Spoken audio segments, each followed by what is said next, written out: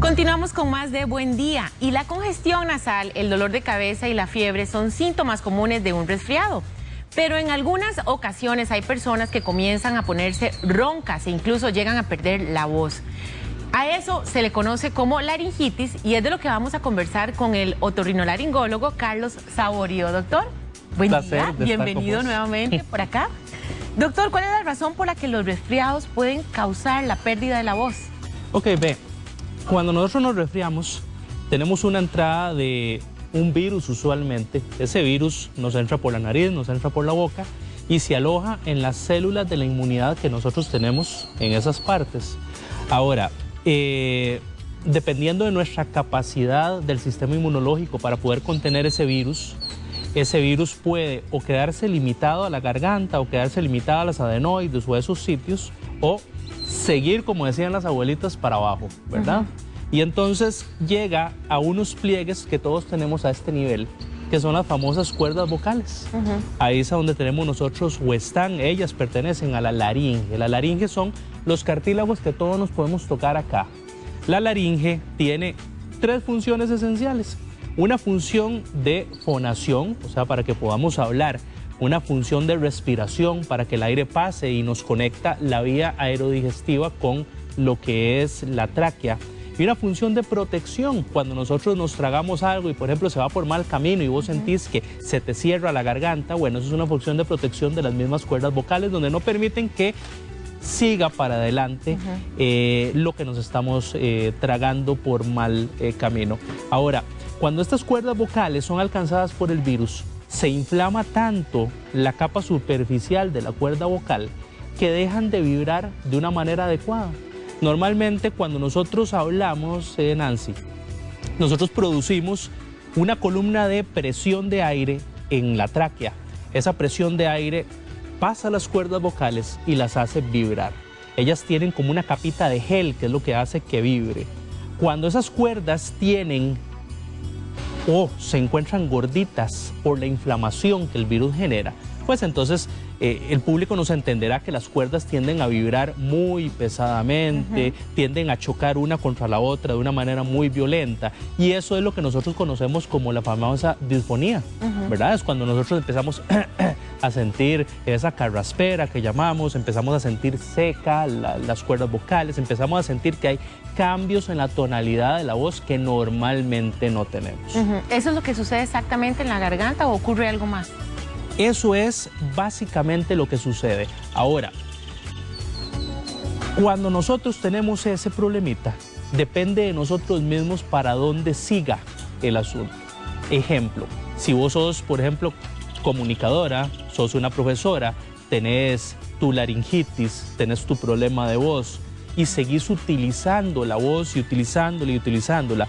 Es como que si fueras una futbolista, tuvieras una lesión de rodilla. Y sigues jugando fútbol. Y siguieras jugando fútbol, exactamente. Empezás a desarrollar lesiones en la cuerda vocal que podrían ser lesiones reversibles o lesiones no reversibles. Uy, qué peligroso es. Claro, imagínate vos que, por ejemplo, todas las maestras que nos están escuchando, ¿verdad? Que le tienen miedo a los famosos nódulos de cuerda vocal. Bueno, los nódulos de cuerda vocal son básicamente callos que se forman en la cuerda vocal. Ahora, esos callos, si nosotros sabemos cómo parar a la persona, decirle, mira, tenés tu reposo vocal, hidratar la cuerda vocal, se le dan ciertos medicamentos, probablemente ese callo se vuelva a desaparecer sin necesidad de ningún tipo de procedimiento ni de cirugía.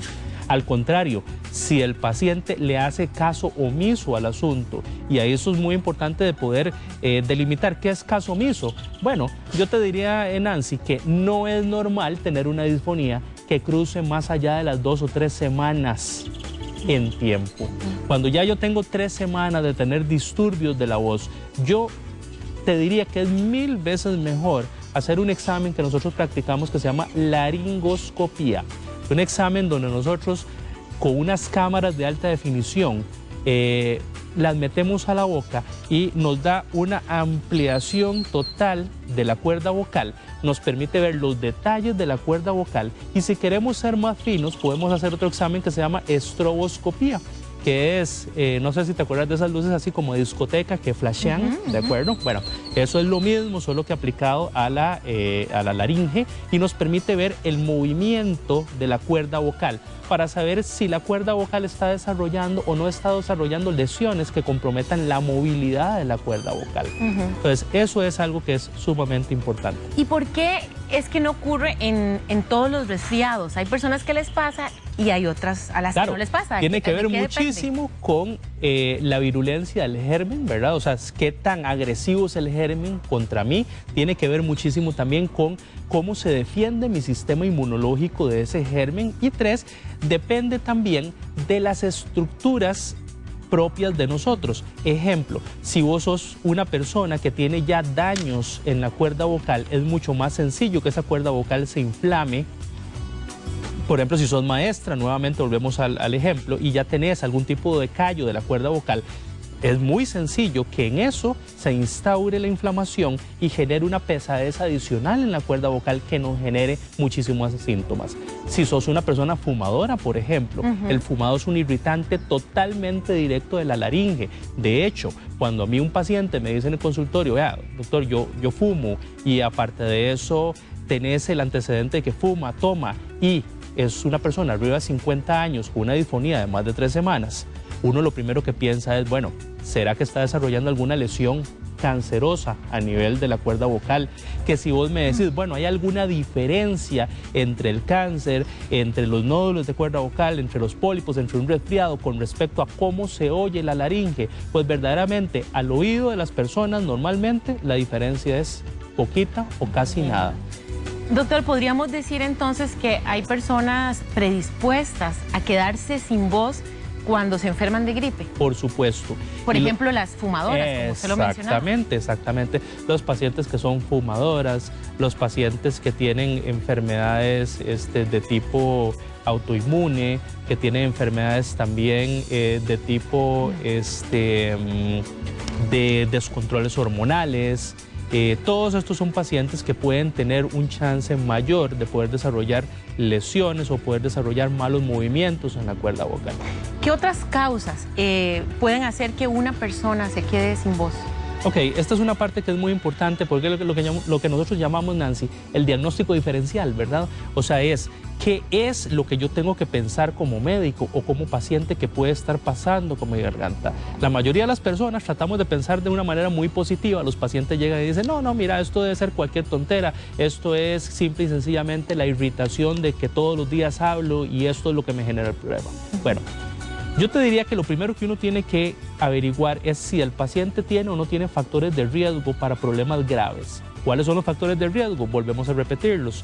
Ser arriba de 50 años, ser una persona que hace poco ejercicio, ser una persona que fuma, una persona que toma, o personas que tengan reflujo gastroesofágico o que tengan infecciones en la garganta por virus del papiloma humano.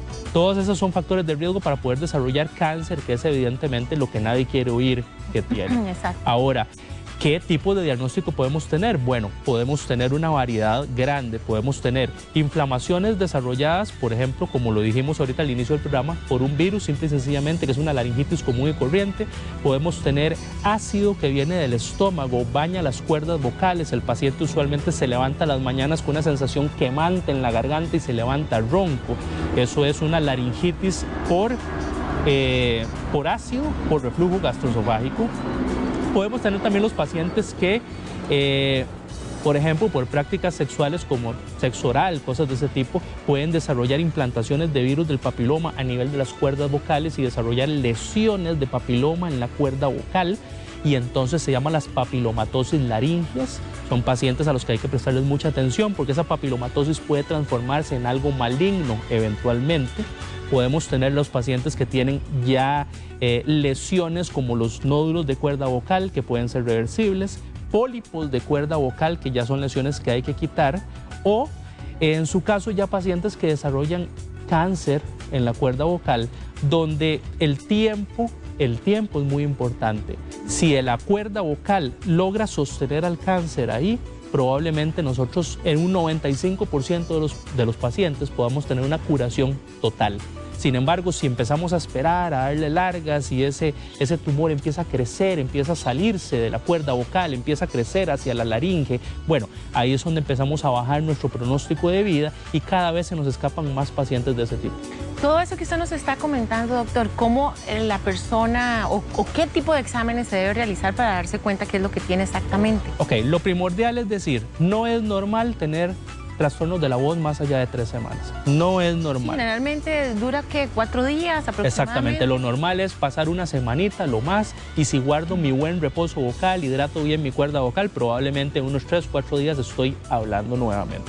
Ahora, si yo veo que el tiempo pasa, veo que pasan esas 3 semanas y no he tenido una respuesta positiva de que se vayan totalmente los síntomas, pues entonces ese es el momento en el que yo necesito una valoración. La valoración tiene que ser por fuerza con un otorrinolaringólogo, no puede ser con un médico general, porque los equipos necesarios para esto son equipos que necesitamos introducir en la boca para poder ver las cuerdas vocales que no se pueden ver a simple vista. Exacto. Antes de hacer la primera consulta que nos hace una televidente, doctor, usted mencionó ahora hidratar las cuerdas vocales. Sí. ¿Cómo se hidratan las cuerdas vocales? Mira, de la manera más sencilla del planeta, que es tomando al menos 2 litros de agua al día.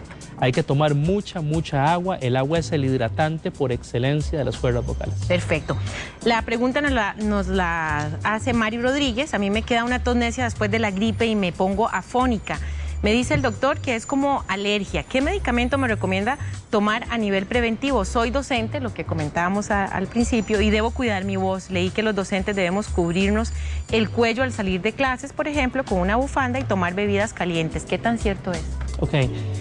Vamos a ver, las toses irritativas, que son esas toses que quedan después de los procesos infecciosos o inflamatorios de la vía aerodigestiva, son unas toses bastante corrientes, son unas toses que usualmente duran más o menos de 3 a 4 semanas en quitarse totalmente. Y lo que nosotros hacemos es mandarle al paciente antitusivos, le mandamos antihistamínicos para bajar la reacción de la histamina a nivel de esta área, y en algunos pacientes también les mandamos esteroides, tanto orales como esteroides inhalados, que permiten bajar la inflamación del reflejo de la tos a este nivel, y así el paciente poco a poco va controlando ese reflejo y poco a poco va desapareciendo. Con respecto a la otra parte de la pregunta, que es si cubrirme la garganta me sirve, si tomar bebidas calientes en ese momento, probablemente sí. Sí, porque acordémonos que en toda esta área, todo lo que nos recubre por dentro tiene unas células que son ciliadas, les llamamos nosotros. Ciliadas es que tienen unos pelitos que son los que mueven las secreciones. Si nosotros le proveemos un clima cálido a esas células, ellas se mueven con mayor facilidad y nos limpian de las secreciones con mayor facilidad. ¿Por cuánto tiempo es necesario aproximadamente el tratamiento, doctor, para que la persona mejore la voz? Ok, el tratamiento usualmente lo mandamos por 5 a 7 días, es suficiente. Ahora, como te decía Nancy, parte importantísima del tratamiento es decirle al paciente, no hable. Decirle al paciente, por favor, guarde silencio. ¿Duele la garganta? Te duele al hablar, te duele al hablar. Uno le dice al paciente, vea, es sumamente necesario, ahora que tenemos celulares, tenemos WhatsApp y todo ese asunto, o sea, si tiene que decirle algo a alguien, use el celular, escriba, agarre una pizarra mágica, cualquier cosa que no sea hablar. Muchas veces yo le digo a mis pacientes, por ejemplo, te voy a incapacitar, pero la incapacidad no es solamente para no hablar en el trabajo, es para no hablar en la casa también. También se pierde el olfato, nos pregunta una televidente. Ok.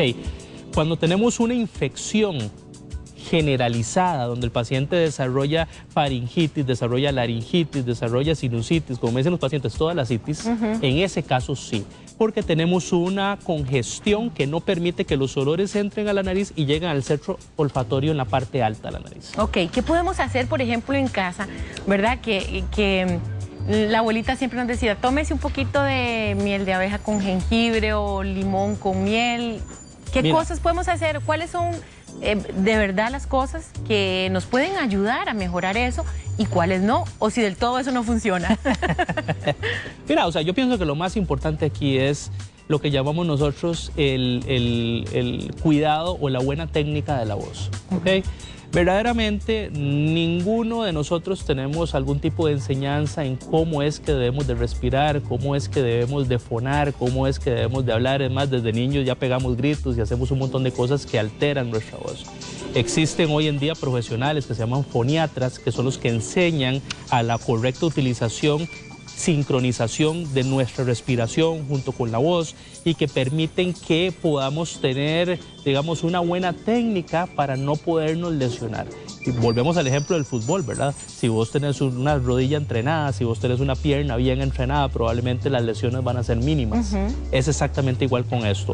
La parte de la hidratación de la cuerda vocal es muy importante, muchísima agua, muchísima agua. La parte de evitar los irritantes, no fumar, no, si sabemos que tenemos problemas del reflujo gastroesofágico, controlarlos. Bueno, ahorita irritantes ambientales que hay como la ceniza del volcán que pueden afectar, pues dependiendo de dónde vivas sería bueno o no tener una mascarilla.